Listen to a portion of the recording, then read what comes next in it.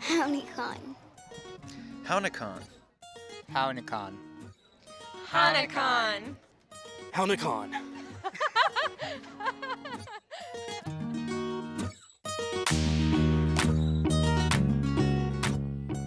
You're listening to Hownikan Podcast, highlighting Citizen Potawatomi Nation issues, members, and more. Please subscribe to us on your favorite podcast platform. Just search Hownikan Podcast. Thanks for tuning in. I'm your host, Paige Willett. During this episode, we'll hear about services House of Hope offers to domestic violence victims, take a look at what's growing in the community garden, and get a history lesson about tribal self-governance. 92% of women killed by men in 2017 were killed by someone they knew, according to a study released by the Violence Policy Center. The most recent report, released in September 2019, analyzes data from 2017. Native American women experience domestic violence at a higher rate than any other race. Citizen Potawatomi Nation's House of Hope offers resources and shelter to any individual experiencing domestic violence, stalking, sexual abuse, or intimate partner violence. October is Domestic Violence Awareness Month, and House of Hope's advocate Kayla Woody offered her thoughts and experience working with victims. Thanks for joining me. Of course, thank you. So, what is important that people should know about domestic violence here in Oklahoma? Well, domestic violence is definitely becoming an epidemic, not only in Oklahoma, but around the nation. 1 in 4 women and 1 in 9 men will experience domestic violence in their lifetime. So this is something that we definitely want to get information out about so that we can put a stop to. So how far does House of Hope reach, and what kind of services does House of Hope offer to domestic violence victims? Of course, that's a great question. House of Hope, of course, since we are tribally owned, we do assist tribal members, but we also assist non-tribal members, and we reach to 5 different counties in Oklahoma. Those counties include Potawatomi County, Lincoln, Cleveland, Oklahoma, and Seminole. We also have a variety of resources for anyone struggling with domestic violence, stalking, or sexual assault. We can provide safety planning to those trying to get out of a situation. We can also provide court advocacy for someone who may be unfamiliar with a courtroom or has anxiety about the courtroom. We can also provide assistance to those who are needing help with rent and utilities. And we also provide parenting classes for those who have maybe been demanded by the court to take them. All of our resources are completely free to our clients. We're there to help anyone who needs it. Oklahoma is one of the worst states in the country for domestic violence deaths. In your experience, what kind of outreach needs to be done to stop domestic violence before it starts? I believe that the most important thing for us to do as a state is to start educating our youth on domestic violence and healthy relationships. Domestic violence is a cycle that starts with our youth. When a child is placed in an abusive home where either mom is being abused by dad or vice versa, they have a tendency as they grow older to continue that cycle and either 1, be abusive to their partner, or 2, choose a partner that's abusive to them because they do not have the knowledge of what a healthy relationship is. So we really want to come in and teach these children what to look for in a partner, that they have certain rights as a human being, and just really how to be happy in a relationship. And Oklahoma is one of the only states in the nation that doesn't have strict laws against people with felonies and misdemeanors when it comes to firearms. We really want to try to push a change in this state to make it more difficult for someone who has a domestic violence charge against them to obtain a firearm. And of course, just getting out information to all of our communities about what domestic violence is, what it looks like, and what they need to do if they see this in the community, who they can contact, and what they can do to help this person. What are some things about domestic violence then that people might not know? Domestic violence is not always shown with physical bruises or injuries. Domestic violence can be mental, it can be financial. There's a lot of factors to domestic violence that most people, if not paying attention, might not recognize. So we want to get the information out there to our communities on specific things to look for. Most of the time, a perpetrator is going to try to block any type of contact, either their family, friends, or coworkers. He or she wants to isolate their victim to make it easier to really hold that control over them. So we want to really show those signs to people so when they see them, they can recognize them and try to contact law enforcement or an organization like ourselves to try to reach out to those victims. What can anyone do to help anyone that they see in a situation like this? What are some basic ways to help people who are being abused? I'm so glad you asked that. I think that there is a stigma in this state about domestic violence. People tend to think it's not their business because it happens a lot of times behind closed doors, or it's not happening to them. So they really try to push it out of their minds. So what we really want to do is to try to change the views of our communities and really just have them look at it as it is my business. If they see someone being abused, whether it be in the parking lot, the grocery store, maybe you hear it from the apartment next to you, please contact your local police department. If abuse is happening, they will respond quickly and they'll be able to help that person. Of course, if you know someone who maybe needs to leave an abusive relationship but is scared to do so, you can provide them with our contact information, and we would be happy to provide them with safety planning to get them out of that situation and into a more safe residency. As an organization, specifically a tribal one, what makes House of Hope special? I love working for the tribe. I think there are so many wonderful organizations within the tribe. But being with House of Hope, I get to help someone escape something that has been held over them for so long, and to get to see the smile on their face when they have just a moment of peace. It's an absolutely wonderful experience. So I think House of Hope is such a special organization because they stop what they're doing to really help these victims, or really how we like to say it, survivors of domestic violence or sexual assault.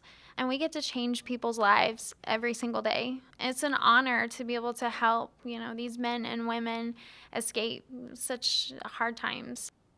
If a victim calls or comes to House of Hope, what does that process look like as sort of an evaluation of the situation that they're in? Of course, yes. The number one priority that we have for any victim is to make sure that they are safe. We want to get them to a safe place and away from anyone who is trying to harm them. So that is our number one responsibility as House of Hope. Once we have them safe, our next steps is to really see what resources that we can help them with. If we're providing emergency shelter to these victims, that's normally a 30 to 45 day period for them. Our next step is really to try to find them permanent residency, and then also to help them, if they do not already currently have employment, to find that to support themselves, and if they do have children, to help them with any needs of that matter. House of Hope is on the web at cpnhouseofhope.com and on Facebook at Citizen Potawatomi Nation House of Hope. They can also be reached by phone at 405-275-3176. Their 24/7 crisis line is 405-878-4673.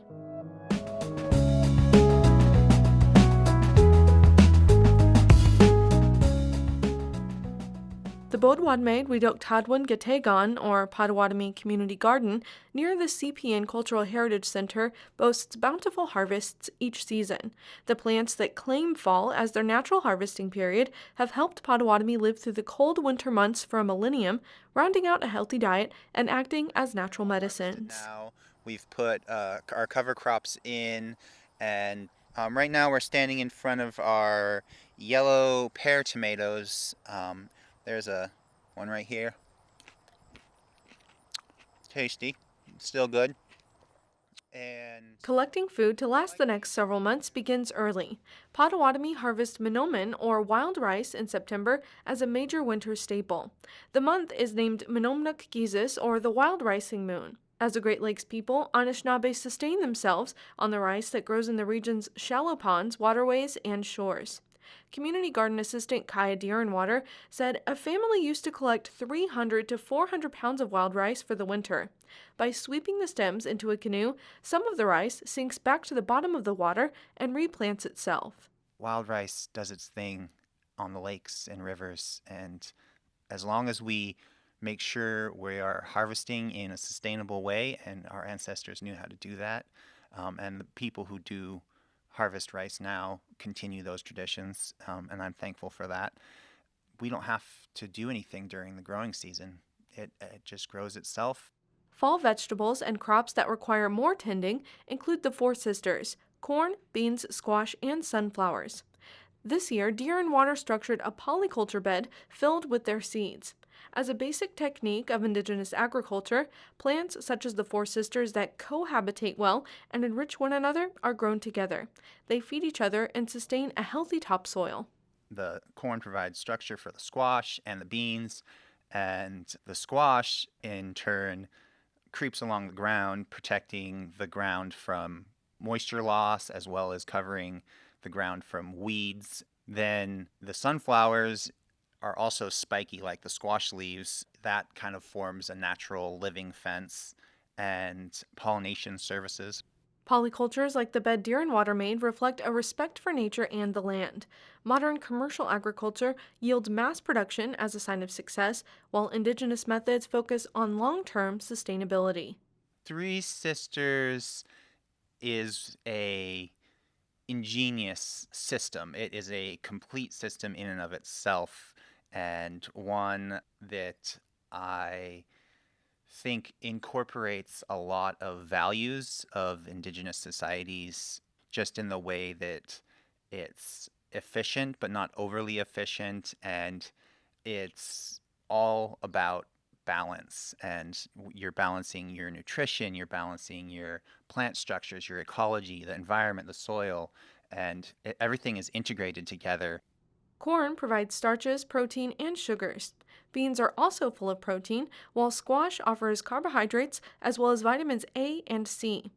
This year, Walpole whiteflower corn, Cushaw squash, sunchokes, and much more grew together. You could literally survive on corn, beans, squash, and sunflowers for, 6 months when it's snowing and cold and you can't grow anything. If your hunt is bad or you're sick and can't go outside to gather nuts or anything like that, you could make it through the winter. The garden was stocked with several different kinds of beans, such as Potawatomi rabbit beans. They grow particularly well in Oklahoma, soaking up the sun and warmer temperatures that last through September.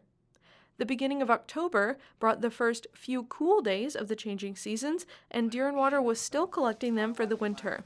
The small blue-gray peas come encased in a long, light green pod on a vine or bush. And you know they're ripe when you squeeze on the edges and they make that cracking sound, the seam popping, but you also can tell they're ripe because they rattle inside in their case. And these ones are great. That's a really big, long pod. There's about, 14 beans there or something? 12 maybe? Oh, this is just from last week's harvest, and it's maybe a third of a 5-gallon bucket. So they are really great producers, prolific. And, even though it's been cold, they're still going. Giving back and caring for the land allows it to provide the essentials to live through the frigid conditions, including natural medicines that keep metabolisms in order and help fight the flu and other sicknesses. While not traditionally harvested in the fall, Deer and Water recommends elderberries as one of the best remedies for feeling run down. Your kids are in school or work's crazy or whatever, and you're feeling like your immune system's taking a hit. That's when you make elderberry syrup or drink elderberry tea, and it will do wonders for you. It's a miracle plant because it is the only plant that will actually kill a virus. Plants, work on bacteria, but viruses are different because they're not actually living. With yellow flowers and green leaves, goldenrod also has healing properties. Often mistakenly considered a weed, it commonly grows in prairies and meadows. Native Americans have used it to make golden-colored wintertime teas for hundreds of years by grinding young leaves and flowers to make an herb. It's a great decongestant. It's wonderful for when you have a runny nose, you have allergies, your head's all stuffy, you just can't get away from blowing your nose. That's when you want goldenrod tea or goldenrod tincture. Personally, I like making teas a lot more because they're easy. You just dry the herbs and then you drink your tea. So, Potawatomi also subsist on nuts as part of a well-rounded wintertime diet. Indigenous people across the country continue to harvest them as an easily sustainable food source that lasts through the cold months and can be made into soups and flour. Butternuts, walnuts, hazelnuts, pecans, and hickory nuts all provide healthy fats and oils that are often missing. And those oils, coat your stomach, and that's what your stomach lining's made of. That's what your neurons in your brain are all wrapped with. So having fat in your diet is really important, and our ancestors knew that, especially during wintertime when you're not getting the greatest nutrition because there's not a lot out there to eat. Surviving through the coldest temperatures of the year requires balance and hard work for Potawatomi hundreds of years ago and today. It's important to pass on the lessons of the fall growing and harvesting season for generations to come and keep the traditions alive. That's the way that our ancestors ensured that we took care of the land and the land took care of us. Please research before growing, collecting, cooking, or using these items, and be aware of pesticide usage. For more information about the community garden, join the Facebook group Gategaman CPN Community Garden or email chcgarden@potawatomi.org.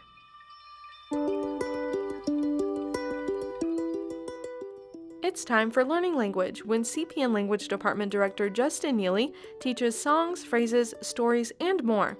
During this episode, he covers a social powwow dance song. Okay, this song that we're going to sing is Mamwe Gada Ghostmen. And what it says is, the lyrics, the first lyrics are all together we're strong. This song originally came to us from, the tune is actually a very familiar tune in Indian country. It's the AIM theme song. And with the AIM song, it only has vocables, but a group of speakers, Ojibwa speakers, actually put some lyrics to the song. And then we took those lyrics from Ojibwa and we changed them into Potawatomi. And the meaning behind the song is pretty powerful. The first verse that we start off with is called the lead.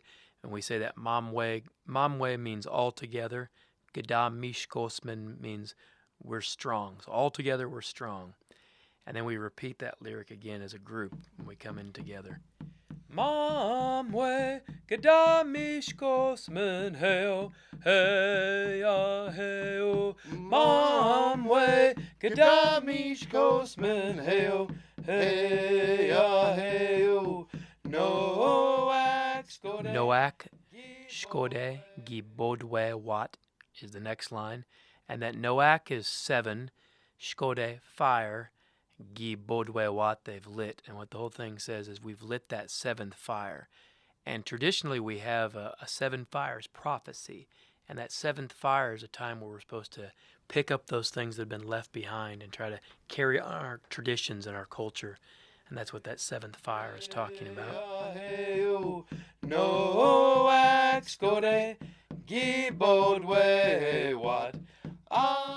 And then the next line says, Abduk Nishna Bamyak. So we have to speak our language. Abduk Nishna Bamyak. We have to speak our language. And then it says that twice, and then it says Emenop Madzeyak. Emenop Madzeyak, so that we can live well or have good health. Abduk Nishna Bamyak.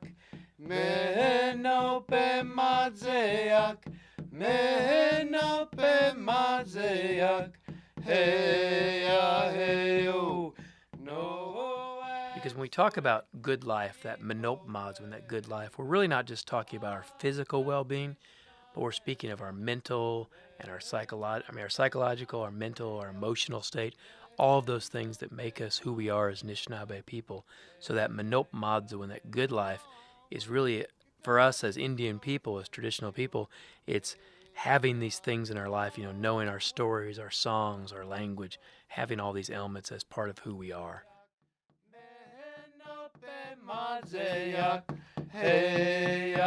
Mom way, Gadamish Ghostmen, hey-oh, hey-ya, hey-oh. Mom way, Gadamish Ghostmen, hey-oh, hey-ya, hey-oh.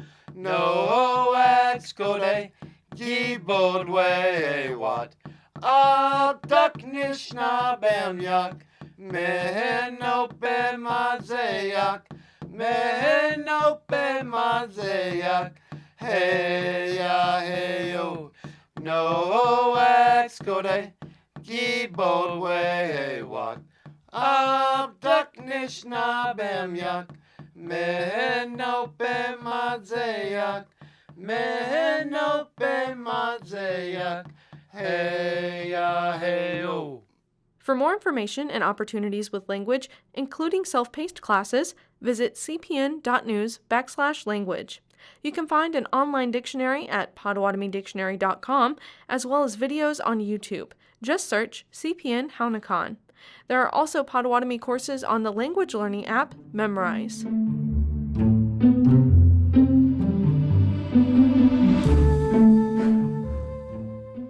Oklahoma recognized Indigenous Peoples Day in October for the first time this year.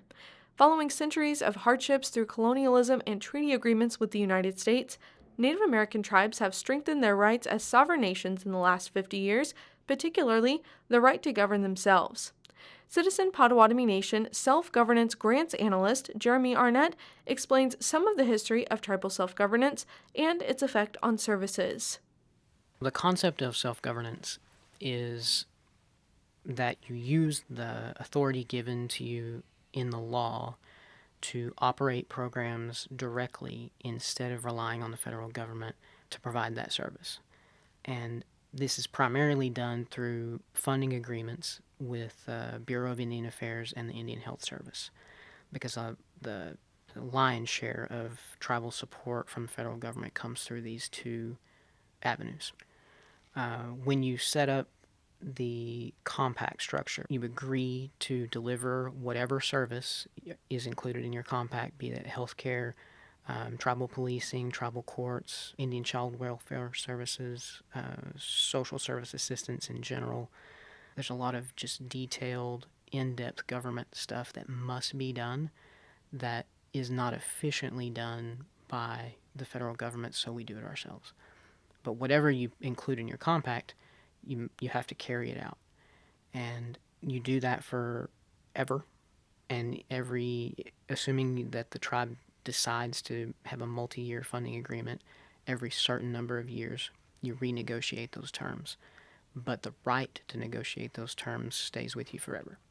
So you do a satisfactory job, and the services you provide to your tribal members are improved. And the way that the check on the system is that if tribal members are not satisfied with your performance, they have a direct way to change that by voting out the tribally elected leader. So individual Indians are much better served under the self-governance model because the leadership of their tribe has a direct responsibility and a direct consequence if they don't. There's a historical link between sovereignty and self-governance. When the U.S. government started the treaty-making process with tribes, They made a lot of promises, and they basically made a commitment that they would take care of essentials, and they would provide certain benefits to tribes. All tribes got a different deal, and those benefits were never supposed to run out. And that sets up historically what we call now the trust responsibility. And the trust responsibility could cover any number of things to tribes individually, but now it sort of encompasses all of the responsibilities that the federal government has to Indian people. That didn't turn out the way that Indian country would have wanted it to in the early stages. The treaties were not upheld, so we get a lot of broken promises and a lot of paternalism that doesn't really satisfy the requirement. Even when we had federal partners historically with their hearts in the right place, we didn't always get the treatment that we needed or deserved. Prior to the treaty making, tribes had their own government structure, their own ways, and they went about their lives as a tribe in the way that they saw fit. So they were executing sovereignty that way. And the treaty sort of put a fence around that and then continued to shrink it. But also, we exchanged that for these trust obligations. The federal government can never really deliver service at the level that it commits to do. And that was true historically, and it was true in the modern era. It's still true today. That was apparent in the 70s. It was apparent to Nixon, and he signs into law ISDEA, the Indian Self-Determination and Education Assistance Act of 1975. And that is the foundational structure that we built modern self-governance on. So it kind of sat there for a little while being underutilized. And in the 80s, the mid to late 80s, a newspaper called the Arizona Republic published a series of several articles that were like an expose on how the treatment of Indian peoples by federal partners who were supposed to be sort of looking after these funds and programs was really poor. That money was being appropriated and delivered to BIA especially, and then those funds weren't actually making it out to Indian country to the people who were supposed to receive the benefit. And they caused a legislative reaction, and we got the tribal self-governance demonstration projects out of that, which those are how the funding agreements are sort of structured today. Starts with these pilot tribes who ran a limited term project where they took all of the funds that would have been assigned to them in what's called a tribal share, and instead of relying on BIA to operate a program, they just did it themselves. So public safety and justice, tribal courts, tribal government, elections, all of the things you would think of that BIA would have oversight for, the tribes took. And now any tribe who meets the requirements and goes through the process can have the shares that were originally set up and delivered through the government agencies given to them directly instead. So this started around the mid-90s for the Bureau of Indian Affairs and around the turn of the century for the Indian Health Service.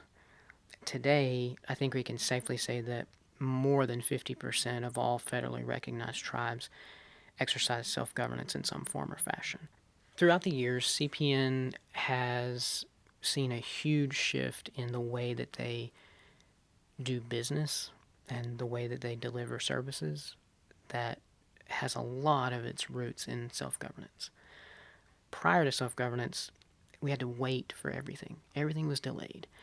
Even if the service was eventually good, it took so long that by the time a service got rendered, we've moved on to some other solution because the chairman and Ms. Capps don't really have it in them to sit around and wait.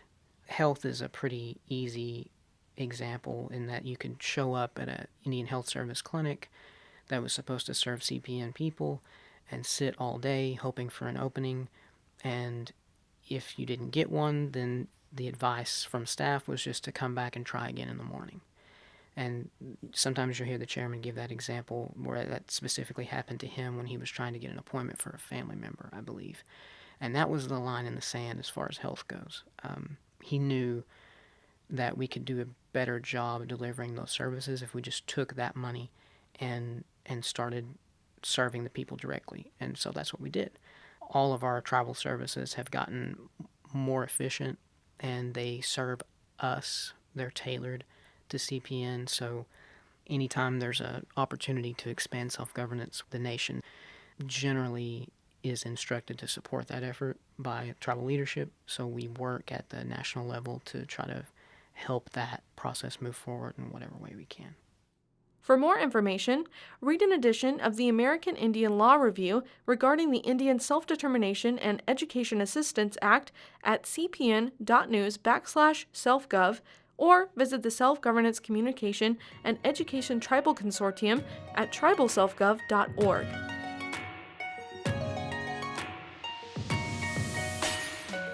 Hownikan Podcast is produced and brought to you by Citizen Potawatomi Nation's Public Information Department.